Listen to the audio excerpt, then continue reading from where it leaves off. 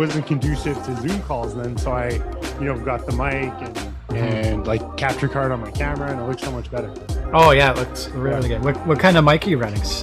Shure SM7. Yeah, those are good. Yeah, they're really good. Yeah, I like your little light too. Oh, thanks. Yeah, it's a little like kicker light here. Yeah, it's awesome. Yeah. The bar has been raised. We're so Dr. Jamal, I'm Tyler. This is Mark. So it's great to meet you. Please you have to call me Nekky. No one ever calls me doctor. Okay. Nekky it is. I love it.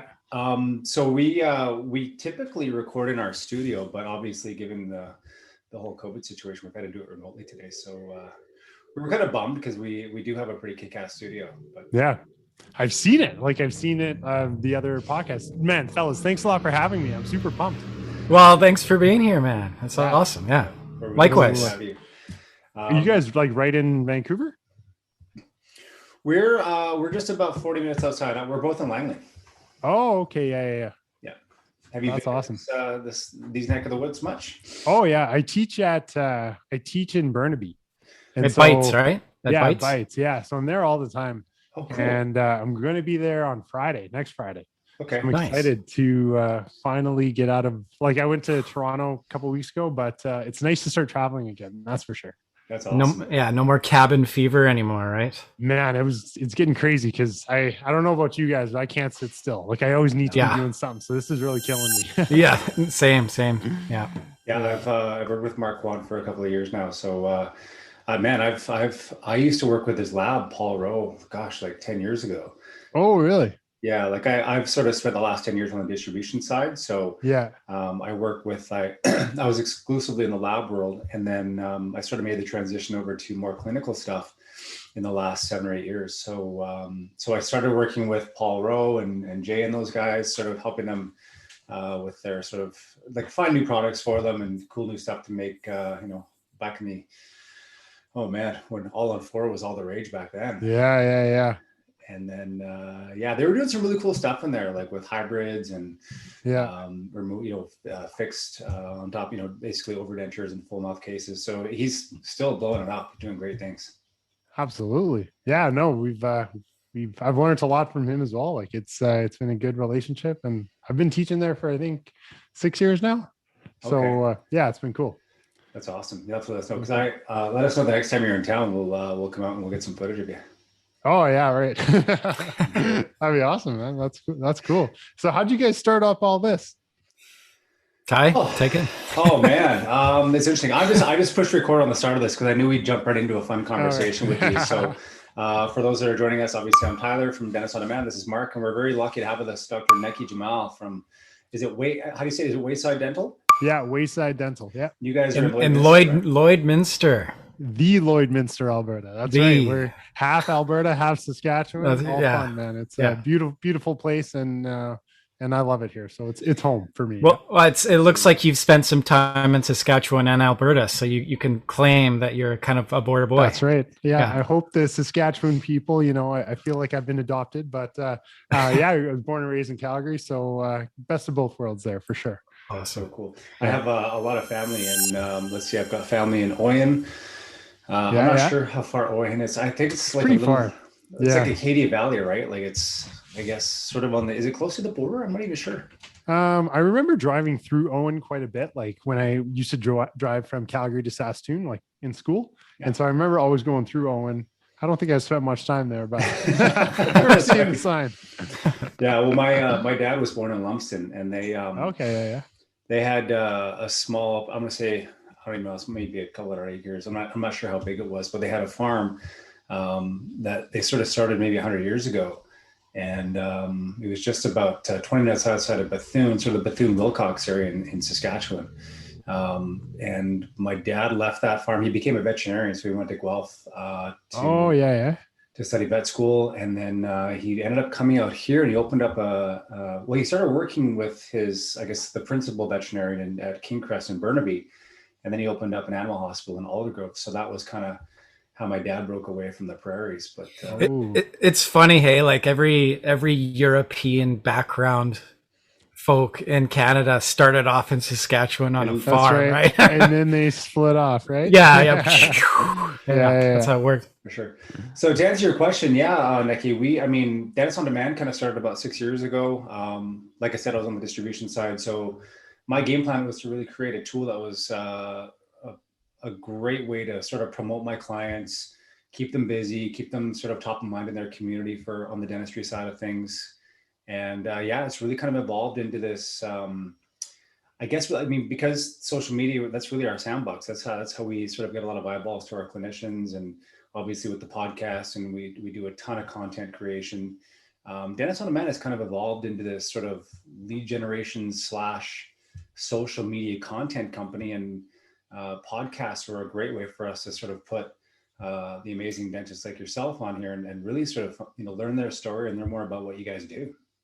It's super cool because I think you guys have created a cool community and a cool product that is so relevant to today's, series of events, I guess, that we're in right now. So that's good on you guys. I think that's awesome. Well, we're excited to have somebody like you on. You've come from an amazing story. Yeah, your story is really cool. All the things that you're doing. It's awesome. Thanks. I like to have fun. So that's our segue. I think that, for us, I'm seeing a lot of these direct to consumer type, businesses pop up. And, obviously we always like to focus on the positives out there. And because we know so many great dentists, like we really like to keep the clinician front and center.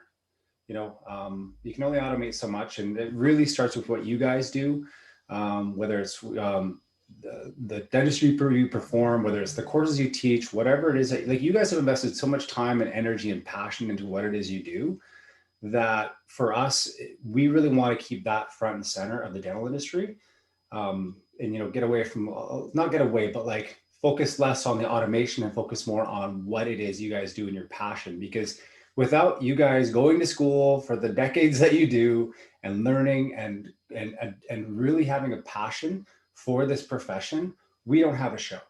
Yeah. Yeah. It's true. It's all about passion. And I really feel like, man, dentists are unique because we work all day and then we're on social media all night learning.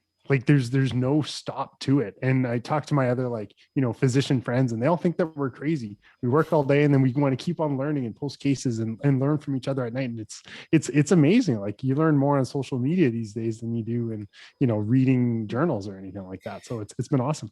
It's a cool community, isn't it? It's turned into and I think it's been kind of blown up by this whole COVID thing. Yeah. But we're like, how do we connect, right? And this is kind of the way it's turned into, and it's a kind of a beautiful thing. It has. And so this is I call this a pandemic positive because it's really connected a lot of us. And if anything, I really feel it's made dentists closer together because we're all going through the same, hardships, and we're all going through the same difficulties, back a year ago, I guess it's been now, like, hey, where are you getting your N95s from? How do we do this? How do we do that? What am I going to do? Am I going to put my employees on EI? How do I tackle this? And we were all throwing ideas off each other. So it's really brought us closer together, I feel. Mm-hmm. I would agree. Yeah, totally. Man. And it's pushed innovation too. Like in doing so, we've tried to figure out different ways to connect as well and do all of these things and bring our team together. Totally. And look at this right here. Like this would have never happened a year ago. Like I would never have the studio. I would never be teaching online. I would never have made those connections that I have. So I totally agree with you, man. Yeah. You would have been, oh man, I need a cool light to go behind my, like we're thinking about different things. It's, totally. Right? Instead of putting yourself and feeling sorry for yourself, let's figure it out. That's totally it. Let's find an opportunity amongst all this because it's not going away anytime soon, right? It's here. Yeah, it's here. So I totally agree. We're gonna have to have you on again in the future so that we can raise our game back to the studio and compete with your amazing set there.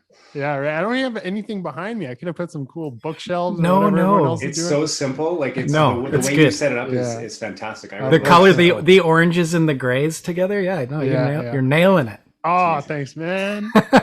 Someone notices, right? Yeah. Oh, trust me. Yeah.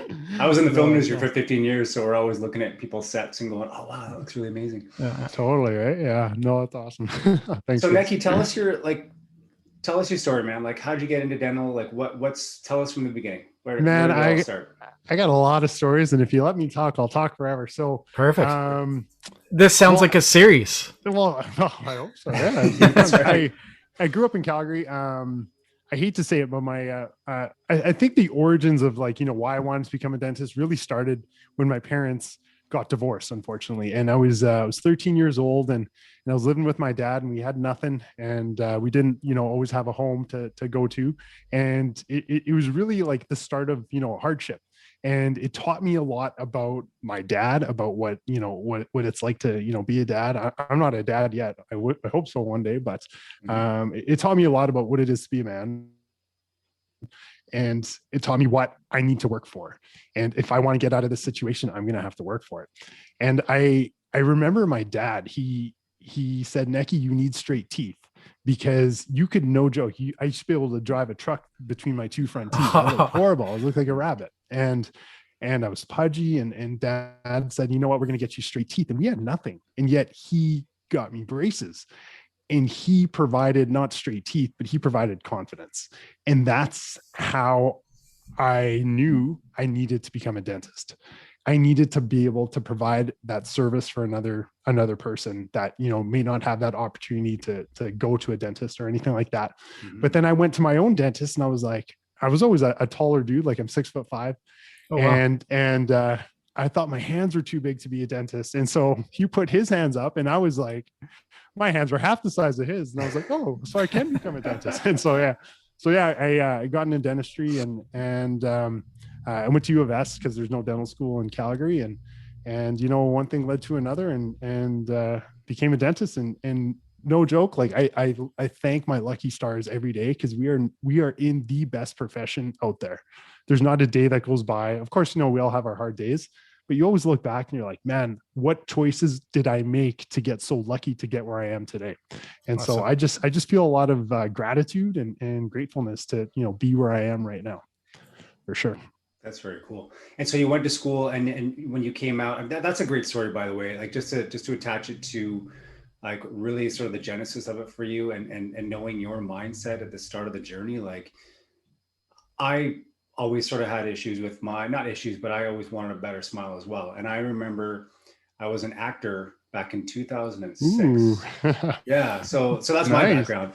I was in film and television for, like I came out of university in 99, and I was auditioning for film and television here in Vancouver, and I started picking up a few gigs. But every time I walked into that audition room or that casting room, I'd always be like, oh man, this one tooth here, it was like pointed off over in this direction. Right. So I smiled, but there was this one sort of, I had, my teeth were far from perfect. They're pretty gangly. And I, playing junior hockey and getting my skull smashed a few times on the ice was certainly a contributor to the teeth not looking so hot. So yeah. I remember 2006 when I sort of saw the Tom Cruise interview, and he had these clear liners on, and I was like, wow, like, okay, that's pretty cool. I can actually use those. If you're an actor, you can pop those off and you can do your scene, and then you can pop them back in. So not nearly as interesting as your beginning, but I think that for me, it was that confidence that you speak of saying, you know what, my teeth are a lot straighter now. I feel better when I smile. There's some confidence now when I walk in the room. I don't feel like, smiling like this. Totally. I couldn't agree more, man. Like the second I got my braces off, it was like I was a whole new person, right? Like you can't buy that confidence. Like it's in me. I honestly, I remember speaking to my dad last week. I'm like, do you remember when you got me braces? And like, it totally changed everything for me. And to him, I've never told him that before. You know what I mean? So it's kind of cool for him to hear that, I think. So yeah, I hear what you're saying. Yeah. Sorry guys. I'm a freak. I'm one of those freaks that never needed any braces or anything. Oh, I hate you, man. I'll just log off. Sorry. Yeah. I've done Invisalign twice. Boo. Yeah. So tell us, you came out of school, and then where did you go from there? I didn't know what I wanted to do. I thought I loved prostho at the time. Like going through school, I'm like, man, it'd be super cool to like, rebuild people's smiles. And I wanted to go to prostho school. And then I'm like, no, I better work for a year. And then I, got a job in Lloydminster, and I haven't looked back since. But one thing did happen was I knew I needed, like, I remember all my friends telling me like, hey, I'm going to Mexico in the summer and I've never been there and I never, got to travel. And I'm like, I need an adventure. And so that's how I got into, like, I called Kindness in Action, a charity out of Edmonton. I'm like, man, take me on a dental brigade. I want to go to Guatemala and I want to share my skills and give back to my profession. And I know I'm just like, new dentist, but I have to be able to, give back somehow. This is just the start of my career. I need to learn and I want to help people. And so I went to Guatemala with one of my best friends today, Carl Martin. He's a dentist in Saskatoon. And it was wild. Like you're transported to a whole different world and these people line up to come see you. And it was almost like you've all heard these aha moments or the light bulb moments. And for me, that was it. That like I've been blessed with an education. I've been given a set of skills. How can I share this with the world? And what can I do to give back to help those that don't have the ability to, see a dentist or see someone that with that skill set. And that's what happened with me. And then one trip turned to 2, turned to 5, turned to 19 trips and I don't know how many different countries. And literally like a week before COVID, I was in India and then like the border shut down as soon as I got home. So it's been amazing. And it's really been that purpose that I've needed in my life to, give me direction on what I should be doing next. And it's been amazing. I can hear it in your voice. Yeah. Thanks. It's amazing. Yeah. I get super excited about it. And some people think I'm just such a huge dork because like until you've been there and you've seen it and you've seen the power of what you can give. Yeah. Like that's what it's really all about. It's not focusing on self. It's focusing on what can I give you to change your day. And if you have that mindset going into every day, you don't feel like, a hamster on a wheel, like, oh, it's just another day of work or I have to do this, I have to do that. Of course, we all have errands and everything to do. But if you focus on, hey, what can I give you today to make you, to get you out of pain? What can I give you to, help you along your day today? Maybe it's, just smiling and hearing what you have to say. It's anything. Maybe it's just me buying you a coffee, but maybe it's me providing an entire community with water or getting a whole community out of pain. Like I think there's just so much power behind that. And I just feel so blessed that I have the ability to do that. That's super cool. Yeah. So when you go to these communities, Nekky, is it so because underprivileged, you talk about a village being in pain and then, you come back to Canada or you go to different areas around the world. Like it must be such an interesting experience going from an area where they're like, they don't have everything they need just to have the necessities for life. And then you come to Canada, like, does it kind of mess with your head a little bit coming back to Canada going like, we have an embarrassment of riches here? That's a very insightful question. And not very many people ask that, but you're 100% correct. There would be weeks I would come home and I was mentally, I was in a bad state. And I remember, I'm like, man, why do I have an SUV? Why do I live in, a big house? Why do I have this? Why do I have that? What can I do? Like, are my skills being wasted in Canada? Because there's so many people to help our population here. Am I better served in communities that need my help? You know what I mean? And then you get into like, the whole materialism and it's a slippery slope downhill. It was definitely, I've had some tough times mentally trying to get through all that stuff. But then you have to think, what good am I if I don't keep a positive attitude and know that I can go back to these communities and help out. And there's a lot of people here that need our help as well. And it's just about like, what else can I do? And that's exactly how I got into the water project. Okay. And so instead of doing just dental, how can I help more? I don't know how to drill a water well, but I can fundraise for an entire community to be given the gift of life, which is water. Yeah. Like we need water. We all need water. And so it was super cool. That's the switch that I needed to be like, okay, that was my like next light bulb moment. How am I going to help when I'm not there? And it became into fundraising. And I really feel like I've been blessed with a voice that would allow me to talk to the right people and be like, you know what? I agree with you, Nekky. Let's drill a water well. in this community and this community, and you partner with Rotary and you partner with other companies and you partner with other dentists, and just the numbers that you can get is just fantastic. It's been so cool. That is amazing. Yeah. Can you tell us a little bit about that water project? Because we have an initiative coming up as well, and I'll share that with you, but I sort of want to hear what you're doing. Sure. So, like I said, I'm a dentist. I don't know the first thing about water, except that I know everyone needs it. Yeah, it's kind of important, right? Yeah. Right. Yeah. So to hear these stories of especially in northwestern Nicaragua, where they've been battling droughts for years, and Change for Children, which is a charity out of Edmonton that I'm their main dental leader, and they were telling me about their water projects, and I would come home and I'm like, man, how can I help? So that's how I got connected with Change for Children. And they partner with local organizations on the ground in Nicaragua, and they're drilling the water wells with local people. And they have water committees. So like, say there's a problem with the water well, they know who to contact. So it's a fully sustainable project, because the worst is when you go in a community, drill a water well and peace out, right? So you have to ensure the sustainability of the project. And that's why I love Change for Children so much, because they do that. And it's been a huge partnership with them over several years with many different organizations locally in Nicaragua to provide the water. So that's kind of how I got into it, is just, fundraising for it and basically sharing a message. That's fantastic. And especially the sustainability component for it. I think you hit the nail on the head when it's like, well, yeah, we went there, we created a bunch of change, but is it happening when we're not there? Absolutely. Yeah. Like you can't leave, because there's always going to be a problem.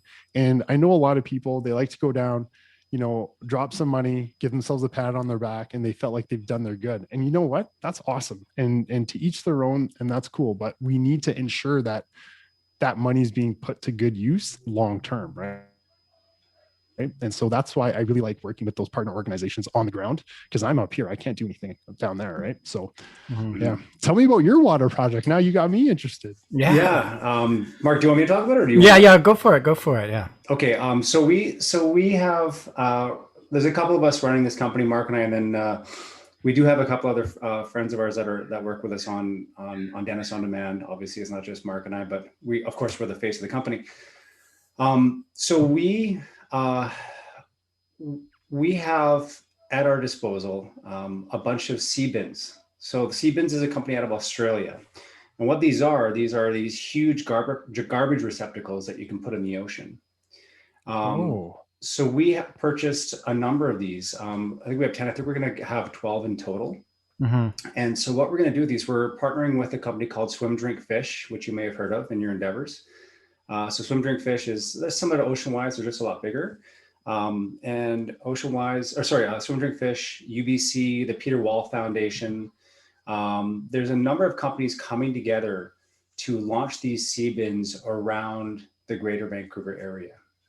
So Dentist on Demand is going to be providing the sea bins, and then we're going to be working with local contractors to get these sea bins in the water around Vancouver. Obviously, the goal is to clean up the waters around Vancouver. It's just like a garbage receptacle that sits maybe at the end of a dock, or it can sit maybe 30 feet out, at a beach. And the idea is to collect as much garbage, ocean debris. The foam that comes off of the docks is a major problem.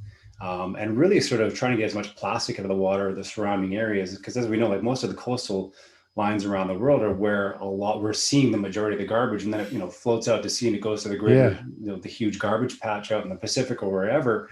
But once we put these 10 sea bins, or hopefully 12, in the water, it's going to be an ongoing initiative to make sure that we're doing our part to clean up the ocean waters around Vancouver.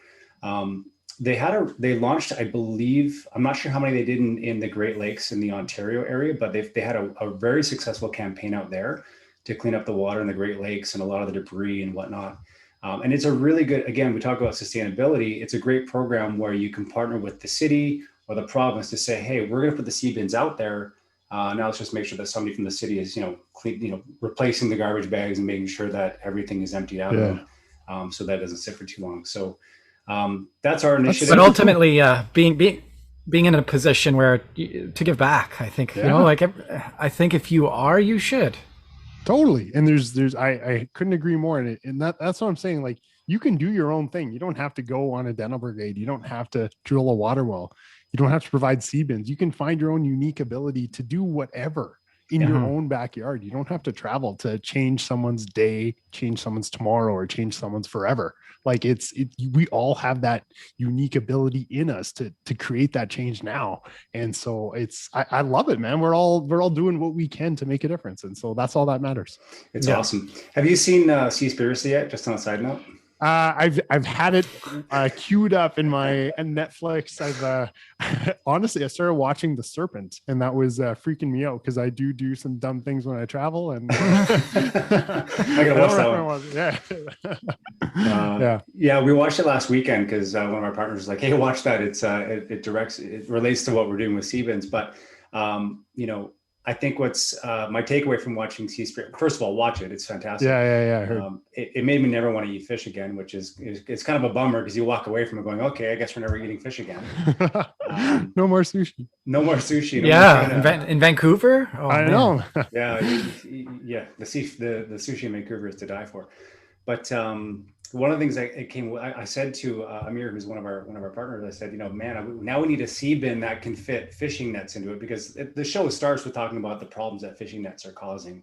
Yeah. And what a man-made catastrophe it really is. But yeah, man, oh man, that Seaspiracy, it's a wake-up call. The reason I mention it is because it talks a lot about people saying they're doing stuff to clean the oceans and doing stuff to give back. And like they started chasing the money and realizing no one's really doing anything. Yeah. So for us, hey, we've got these physical sea bins that we are putting in the ocean to make sure that, hey, this is something that we're proud of, that we are doing. We don't need international attention on this. This is just something we're taking the proceeds from Dentist on Demand, and this is what we're doing. And like you say, we can stand behind it and be proud. Absolutely. No, good for you guys, man. That's awesome. Yeah. Good for you. Thank you. That's wicked. So after this whole COVID thing passes over, what's next? Are you back on the airplane going somewhere? What's the plan? I cannot wait. Yeah, no, it would be really cool.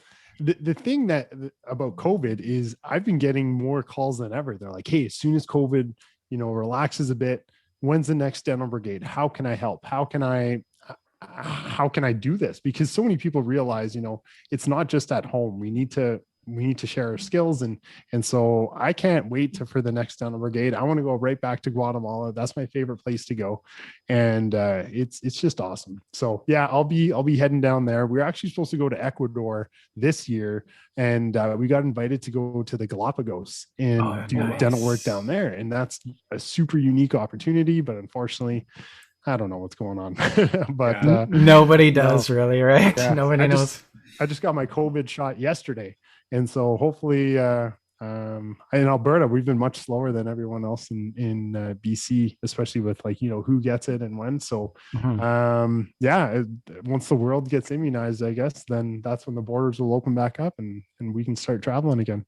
We'll see. An essential service, right? Like, isn't it mandated that all dentists should have their shot? I don't know if it's mandated per se. I think you'll always have a choice, but in Alberta, we were considered phase 2C, and it just opened up on Monday. So I was, scrambling, trying to make appointments for some of my staff. And then it's just all over around our area that they've been getting appointments. So most of them will get it this weekend and this weekend. So I'm really grateful for that. That's good. Then we'll be getting our booster shots for the variants that pass through every year, right? I've never understood that. It is a virus and it will mutate. And so, we'll always be getting booster shots, I guess. Yeah. I'm sure it'll be stamped in our passports that we've received such. I've got boosters. The C29497. Totally.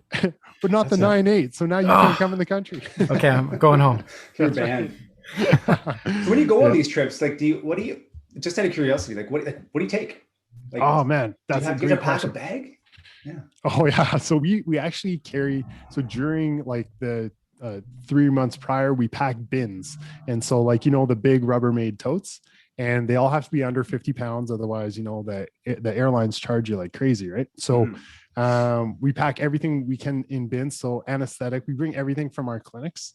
And so anesthetic, extraction tools, filling material, gauze, gloves, masks, etc. And then what we do down there is we don't have power. Well, we'll have power, but we don't have it's just not very, available, I guess I could say. So it's we not set bring up like a dental clinic. Yeah. So we bring, hopefully if there is power, like we bring compressors with us that we can run dental drills. Like we have dental units that we use. Unfortunately, we don't have x-rays down there. I was going to say, do you have radiography? No, because like we're going pretty remote. Yeah. And so we try to work out of like, schools or buildings or anything like that. And we actually tell them we're coming the day before, and they always have tables set out, and we put shower curtains that we buy at Dollarama or whatever, and we take them down there, put shower curtains on the table so that we can, it's a surface that we can wipe down.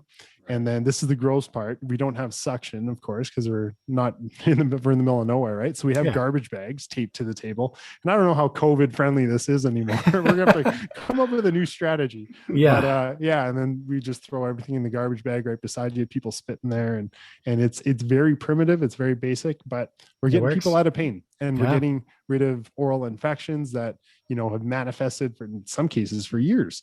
And if you've ever had a toothache, exactly the type of need that there is. And some of these people just don't have that availability to go to a dentist and get that help that we can provide. So that's pretty. You must be, they must hoist you up in the air as you're leaving, as revered as a god, right? No, that's exactly what we don't want. Because we don't do it for that, right? I know. Yeah. I know. I think the coolest feeling is being able to help someone without expecting anything in return, or for sure, like not having to ask for payment or anything. It's just a purely like, what, I'm going to help you and we're good. I'm sure they're absolutely grateful. Yeah. Oh, totally. And it's the stories you get though. Like I remember on my first trip, one of the ladies, I took out her tooth, and she gave me a old bottle of 7-Up. Like in a plastic container, and I was like, what am I gonna, like, I don't want this. And she's like, oh, it's alcohol. And I was like, oh okay, like sure, yeah. And maybe then I do want that. Yeah. And I'm like, I don't know if it was truth or not, but then they were like one of the interpreters was like, you know how they make that, right? And I was like, well, no. And they're like, well, they all spit in there to create that like fermentation process. And I was like, I don't know if you're pulling my leg or not right now, but I got to try it. Right. So so you went for it. Oh yeah. Why not? Yeah. So no, it's interesting. Like, they always want to give you something. There's local people that make meals for us while we're there, and we all get sick while we're there, but it's part of the process, right? Oh yeah, for sure. Yeah. Yeah. And it's super fun. I got a million stories of everything we've done, and it's cool. It's a good life adventure, Absolutely. And I think, I think that's in every human just a little bit. Like, I guess it's like this little seed in your heart, right? So you're like, every one of us, we all have that seed to want to help another human. And that probably when you start opening that seed up and realizing, oh my goodness, there's a lot here. Oh, absolutely. And I couldn't agree more. And when I talk to people about this, I'm like, if you feel like you're in a rut, or if you feel like, life isn't going the way you want it to go, take a step back and start doing things for other people. And I can guarantee you your mindset changes. And now all of a sudden you look at life with optimism, and you look at like, you're shifting from self, woe, it's me, into, hey, I'm going to help this person today. And it makes you feel so damn good. Because you have that seed in you, right? Yeah. And also Nekky, like the people around you, you're so infectious. Like I'm sure you have all sorts of people that want to join you on your journey. Well, I'm pretty fortunate to have a good team around me, and a cool part is in Lloydminster, like it's a small community, and to see all your patients come up to you, and even now they're like, I bet you miss not traveling now, and how can I help you? What are the kids doing down there? How can we support your water project? Even I don't talk about it with patients, like they all come up to me and they know what I'm doing, right? And so it's pretty cool to have that relationship with people that they know when they come see you, that part of everything you're doing is going right back to people a world away. So that's cool. That is very cool. Yeah. Nekky, you talk about mindset. Is this along the same lines, or is there more on the mindset module, I guess? I don't like using that word module, but like the mindset component that is part of your world. Is there more to that that you want to tell us about, or is this kind of the mindset part of it? That's really my mindset. I know a lot of people, like mindset's a huge word right now, a huge buzzword, I guess. Growth mindset, fixed mindset, and it's all cool when we all read the same books, and we should be in this growth mindset when we all have fixed mindset habits. But really wipe all that off the table and just start helping other people. I don't care what you're doing. If you want to buy a stranger a cup of coffee, that's cool. Like it will change your perspective on everything that you're doing. And instead of every day being monotonous, especially during COVID, every day is a new day to do something good for someone else. And so that's really what's gotten me through COVID, because I've had a tough time like being strapped in at home because I hate being here. You know what I mean? I need to always be on the go, whether it's teaching or meeting new people or helping people wherever. Right. So that's what's kind of been getting me through. Yeah. You're waking up every day going, who am I helping today? What am I doing? It's that like, I can feel it from you. You've got this, we can do it attitude. It's like Mark says, it's infectious. So if I worked with you every day, I'd be like, Nekky, what are we doing today? That's what I was going to say. Yeah. Like this breeds like-minded people though. Cause true. I did an implant on a fella, and he has a podcast in Lloyd here, and it's a hockey podcast, and he's pretty popular. And he called me a week. Yeah. Sean Newman podcast. He's that popular dude, pretty nice, like super nice guy. Love it. And, he called me a week later and he's like, hey, meet me at my office. And I was like, at like 10 o'clock at night. And I was like, okay. And he was like, you said something that really resonated with me. And then he was sharing about how his wife is a teacher and how the funding for the food programs in our schools around our area have been cut. And so like our kids in our community aren't always getting the food that they need in school. And this just wrenched at my heart. And right there and then we're like, okay, we're going to raise $200,000 for our schools in our communities in 6 weeks. Wow. And it's just crazy. You start telling people about this and they're like, I want to be a part of that. I want to be a part of that. And it just, you start getting all these like-minded people, and then stuff gets done. Mm-hmm. And so exactly what you're saying, like we all have that seed in us, and sometimes we just need that opportunity to allow that seed to grow. Right. To put some water on it. Yeah, absolutely, man. You guys, we're picking up what we're dropping down here. I love it. It's cool. It's definitely cool. We knew we wanted to have you on. We're like, this guy's talking our language. So it's really cool. Yeah. It's how we want to structure our company around charities. So. And that exactly. It's about charity. Yeah. It's about community. It's about building people around you. Right. I fully agree. Absolutely. And especially for you guys, I would say it's cool to be a part of someone else's success. Mm-hmm. Absolutely. And because then you both grow together, right? And to have a hand in that, I think it speaks volumes, right? And so I think that's a really cool mindset for your company. That's awesome. Thank you. And we also get to hear so many great stories. We get to meet so many amazing people, and no story is the same. You guys all have something really cool to tell us. You've got a lot of great stuff to tell us.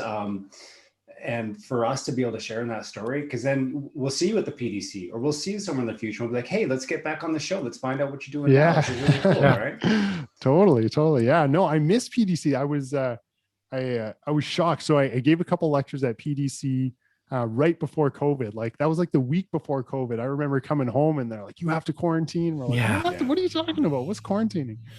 And we were all caught off guard on that one. For sure. Yeah, we were. And like, I was so fortunate. Like I had like probably 500 people in my lecture hall, and they were all just like cram packed tight together. I'm like, and now looking back, you're like, oh, this is how anything can spread, whether, you're in a lecture hall or you're on an airplane or wherever. Right. So it's just crazy to think, how are we going to go right back to that? I know. It's going to be interesting, right? I often think about that. Yeah. Yeah. Like, how are you going to go to a concert with 20,000 people? Yeah. You're at the concert and you're like, yeah, you can taste what the person's breathing through the rows behind you, right? Like, totally, right? Yeah, you're wearing a full spacesuit, maybe. Yeah, I don't know. Yeah. Totally, just bring your hockey helmet to the visor in there, right? Yeah, that's right. Yeah. It'll be cool. Well, I'll get through it though, right? We get there. I'm excited for that day. Yeah, we all are, aren't we? So do you talk a little bit about building your practice as well? Like, are there like you mentioned that you teach with Dr. Kwan and a few of those guys. Is there, you had mentioned building your practice component. Is that part of it as well? So, yeah, like I have, in Lloyd, I always get jealous of all these other dentists, and I talk to them, and I'm like, especially out east, like you go to Ontario and they're like, yeah, I have 3 practices here, 3 practices there. And I'm like, how often are you working at these practices? And they're working 7 days a week and like evenings, weekends. I'm like, how do you guys do that? Like, don't you guys get burnt out? Grinding. And they're grinding hard, right? So I wanted to take a different approach. And instead of having, 3 or 5 different practices, I wanted to, put it all into one. So we grew our practice, my partner and I, from 7 ops to 12 ops to we're at 19 ops right now, and we're expanding right now. So we're going to have 23 ops, and it's been really cool. And the community's behind us, and we have such amazing support from our patients and our community. And we've just been able to build everything that everyone wants to be a part of. And I have to give it to my staff, because like we have the most amazing front end and hygiene, and I just feel so lucky that they want to come work with us, and I learned so much from them as well. So it's cool. How many staff do you have? That's a large practice. Oh God, I want a 30 something, but yeah, wow. Yeah, no, we're really lucky. Like we don't really have turnover. It's been really good, but my part of the practice is more so sedation and third molar extractions, or just extractions in general. And it almost transferred to this, like, I'm very envious of those dentists that do veneers and crowns. And like I said, I thought I was going to go into prosto, and now I just don't like it. Do you know what I mean? Like I find that there's different types of personalities that do well at different things. And you have these people that are amazing smile designers, and they know the occlusion. And I've taken all those courses, I've taken course, I've taken all those, and it just never clicked with me. Like I just never felt my passion in it. But then being able to get people out of pain, and being able to look someone in their eyes and say, you know what, I'm going to take care of you today. And that bad experience you had that kept you away from the dentist 20 years ago, that's no longer. And to have that trust that people give me, that's what's allowed me to build my practice. And now I don't advertise at all. My advertising budget for my practice is 0. Everything goes right towards back in the community. How can I build up my community? What can I do for my community? And it's just word of mouth, and patients. I've had patients drive 6 or 7 hours just to come see me, because I was the guy that took out their friend's tooth that was terrified for 20 years, and we can sedate them. We can just do it with normal local, but being able to build that connection and being able to build those relationships, really, that's what provides me passion within my profession. Wow. I would say, yeah. I'm going to come to you. I'm going to drive. Usually it'll be like 20 hours. I'll come see you. 15 hours. Yeah, sure. Let's go. I don't need any teeth out, but that's okay. You never had braces. You don't have to worry about that. There you go. Yeah. Mark's competitive. He's like, drive 6 hours. I'm going to drive 15. I'll come. That's right. That's an amazing story, Nekky. That's so cool. Yeah. Congratulations on all your success. That's it's well deserved. And I know you're going to give me some sort of humble answer, but you should be proud. You should be proud. I like what an open book you are. I admire that. Like you shoot it. You're a straight shooter. You're like, look, here's me, right? Like, and that for me, I've been working on that part of myself for the last few years now, where I'm really trying to be, what do they call it? WYSIWYG. What you see is what you get. Yeah. I'm trying to be WYSIWYG. It's called WYSIWYG. If you've ever taken a computer programming course, this is like from 20 some odd years ago. Actually, it's where my wife and I met, believe it or not. So we met in this computer programming course at SFU, which was dreadful. It was such a terrible course. But I do remember, I think WYSIWYG was from high school, but WYSIWYG at the time was in computer programming is what you see is what you get. Yeah. And I always say that, I'm like, I just want to be WYSIWYG. And people are like, always leaving like, what the heck's a WYSIWYG? I'm like, well, what you see is what you get. And that's, for me, I just try to say it as how it is. And I see that with you, Nekky, where you're like, look, here's who I am. Here's my objective. I just want to get up. I want to help people. And, in dentistry, especially, that goes a long way, because like the trust, boom, it's immediately there. I know this guy. Like we've been out like 2 minutes, like 30 seconds into this podcast. I'm like, oh, I trust this guy. I totally believe what he's saying. I know like what the message is that you're sending us. I'm like 100% know exactly where you're coming from. And yeah, it's very apparent. So congrats on that part of what you're doing. Yeah. Authenticity goes a long ways. Yeah. I don't know what to say to that, but no, I go on tangents once in a while. Sorry. Yeah. No. It's I couldn't agree more. Like if you want someone to trust you, it's you have to share a part of your soul and you have to share who you are. And if you have like, hidden agendas, I think people can see through that stuff pretty darn quick. Yeah. And if you're focusing on the dollar, I think everyone can see through that even faster. Right. So why can't we just share everything we have in terms of knowledge, especially with other dentists? Why do we have to, keep secrets and, these are my tips and tricks amongst colleagues or whatever? It's why can't we just give each other a leg up and be part of each other's success? So that's I don't know, my mindset around that. I love it. Things work better that way, don't they? Oh goodness. Yeah, man. And you go home, like you feel like, what, we did something today. Right. Yeah. Yeah.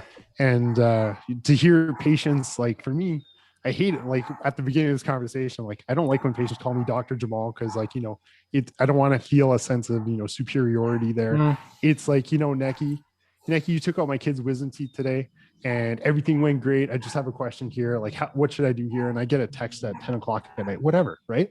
It's, we need to help each other. And I'm just blessed that people trust me to see their children, to take out their wisdom teeth, to, see their parents, to, put in a couple implants as locators or to see them and, do some fillings or whatever it may be. It's cool. Mm-hmm. And when you're available, right? Like when you say talking, when you talk about taking a text or something, like I have that relationship with my dentist where like, we did, I kept my wisdom teeth and we put like an all nail, one of them, I guess basically crown, you know, and he's like, cause again, back in my junior hockey days, the 3 games I played in junior, hey man, I took a punch, right? What's that?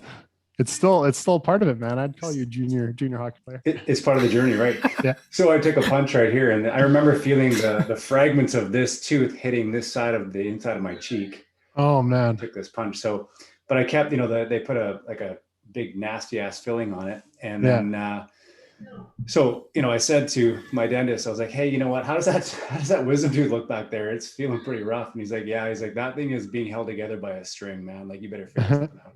He's like, do you want me to get in there and take a look? I'm like, yeah, let's do it. So, and it was right up against the bone. So he's got to get in there and put a crown on this thing. And like, he's just trying to wiggle it, get enough room to get this crown on, right? Which it was a marathon. Luckily, I'm a pretty chill patient because it was like, that was a really hard thing for him to do. And my hat's off to him for getting it done. But the nice thing is that like the next day or two, I was like, man, oh man, I'm sure I'm really having some sensitivity here. And just being able to text him and be like, is this still normal? And to have him respond back and say, out of 1 to 10, what are you feeling? I'm like, it's about a 6. He's like, okay, if it gets to a 7, let me know. Yeah. Right? Just that peace of mind of knowing like, okay, if I wake up in the middle of the night and like in screeching pain, I know I can text him and be like, hey man, this isn't going well. Yeah. And yeah, it's a really comforting feeling to know. Just go get punched again. I get punched on this side and then it'll that's right. Take one on the other side. Back on screen. Why are you all hockey players so aggressive towards each other? Always punching each other, man. Well, I was 20, so my aggression has toned down a little bit. I love it. It should just be hugs, right? Like, should all just be hugs. No, get into the corner and just hug it out. Beer hockey now. Mark, you know how it is. Beer hockey now. We fall on each other in the corner and we just end up in a hug. Like not on purpose. Not on purpose. That's right. Yeah, that's the one thing with COVID this year. I didn't have nearly as many hockey emergencies as there are normally because it just wasn't happening, right? It's not happening right now. More people saved their teeth this year for sure. Less. Yeah, there's been more hockey saves this year. And hey, another COVID positive. Pandemic positive. Another pandemic positive. Nekky, this has been a great interview, man. Thank you so much for coming on with us. No, I'm humbled to even be here. So thank you. Yeah. Well, we're gonna do this again for sure. Absolutely. Yeah. I want to keep tabs on your journey. Yeah, we got to meet in person and hopefully we can grab a beer and when everything I guess opens back up and I'm looking forward to that day. You had me at beer. Oh, perfect. That's right. Yeah, both of us a beer. Yeah, I love it. Yeah, when we envision the next time we all get to see each other at the PDC, you can come by the Dentist on Demand booth, and then you'll be an honorary podcast guest. Oh man, we'll have to do one there. Yeah. That's our plan. We're gonna have a booth on the floor to do like podcast. That's smart, man. Like no one's doing that right now. Yeah. We're now that we've said it, they're gonna copy us. That's right. We're gonna cut this out of the podcast. We'll cut it. I'll cut this out of right out. Yeah. No, man. Lots of people can imitate, but no one can replicate, right? Oh, I love that. We've got a bit of a catalog of podcasts, so people will have some catch up to do for sure. Yeah, no, for sure. No, it's been an honor for real. Thank you so much. Well, thanks, Nekky. Appreciate it. Yeah. Do you have any big plans for the weekend before we let you go? Oh goodness, I getting ready for next week's lectures and got to get working out again. This COVID-19 pounds on me, right? So you gotta shed it all. A negative of the pandemic. The negative. You just eat all day, right? Yeah, just eat all day. Sit in the office. Yeah. So it's a shameless plug time. You're more than welcome to plug. Like, are you doing some teaching engagements? Is there anything that you want us to promote for you, like with courses? Yeah, I like I said, I moved all my courses online, so. I created, I would have to say, a badass third molar course if you want to, get into third molars. So we have a mentorship program, and I do Zoom calls almost every night with people across North America, cool. Helping them through their cases. And then we have a 16-hour CE course online. I made 200 videos, all clinical videos, to show you each and every step of the way of third molars. So I've been able to help a lot of people. And the coolest part is that all the proceeds from my course goes right back into water wells in Nicaragua. So it's that's been my way to kind of fundraise while we're stuck here, right? So it's been cool. You're a smart man. That's awesome. Yeah, that's really cool. The name of my course is it's www.thirdmolarsonline.com. Okay. If I see it on social, I'll be sure to reshare it. Yeah, I don't really, the one thing I'm really bad at is advertising, and I just don't. Yeah. And so I've grown it through word of mouth, and it's been cool because I get to meet people, and we have one-on-one Zoom calls, and we talk about everything but teeth. And so when it's time to get at it, it's been fun. I've met a lot of cool people. Very cool. Well, we'll make sure we include the links and all the associated information with it. And any sort of information that we put out there on social media, we'll make sure that we give you a good plug. Oh, for sure. Dude, thank you so much. I really appreciate it. Always. You're doing great things. Keep doing it. Thank you. Anything else? No. That's all we got. Just go enjoy your Friday. Got a rhyme or anything, or a good joke? No, not that funny. We should hit him with our end of podcast. Oh, of course. Yes, Mark. Of course. Mark, do you want to do the honors? I'll do it. Okay, go ahead. Nekky, we ask everybody this question. Okay. Is a hot dog a sandwich? It's a hot dog. You better believe it is. There you go. Oh, we got one for the sandwich team. Yeah, absolutely. Meat between two pieces of bread. You got it. There you're on Tyler's team. No, he's not on my team. We don't see eye to eye on that. Oh, you're not? Yeah. I thought you were the sandwich guy. No, I said it wasn't because it didn't have a crust, but I don't know. Nekky's got me reconsidering my answer.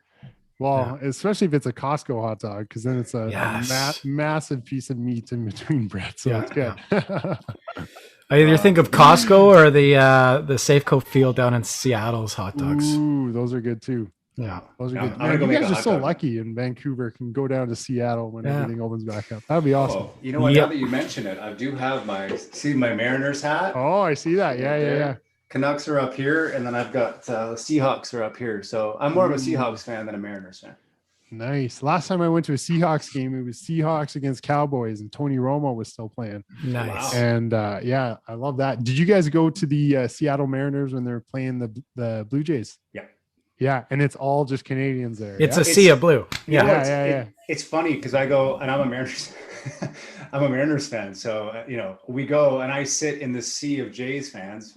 30 of them are my friends, and whenever the Mariners score, I stand up. I'm like the one guy in my section going, "Yeah!" And like all the Canadians are like, "Hey, you're from Canada. What are you doing?" I'm like, "No." And it literally is like 9 out of 10.